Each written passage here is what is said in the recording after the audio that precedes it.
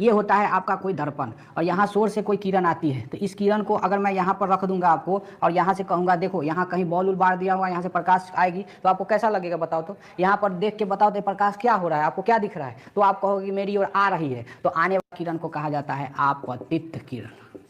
क्या कहा जाता है? आपतित किरण। यहाँ पर आप बैठ जाओ, ये दर्पण के बस माथा पर बैठ जाओ और देखो ये किरण यहाँ बॉल से निकलेगी, आपके पास आएगी, तो आपको नहीं लग रहा है आ रहा है, तो आने वाला किरण को आपतित किरण कहना है। इसी को इंग्लिश में कहा जाता है इंसिडेंट रे। आप हिंदी वाले हो, कोई दिक्कत नहीं, आपको याद नहीं करना है। और अपना मन से मैं कहता हूँ एक ये सतह है, ये क्या है? एक सतह है, इसका परपेंडिकुलर यहाँ पॉइंट पर जहाँ पर ये किरण टच किया है ना, यहाँ पर आपको क्या कर देना है? एक क्या कर देना है? नॉर्मल यानी अभिलंब यानी 90 डिग्री का कोण खींच देना, अपना मन से खींच देना। इतना खींच सकते हो, बोलो इसमें कोई दिक्कत है कि नहीं? ये वाला 90 डिग्री होगा, इसमें तो कोई दिक्कत नहीं है। आप ध्यान देना मेरी बात को।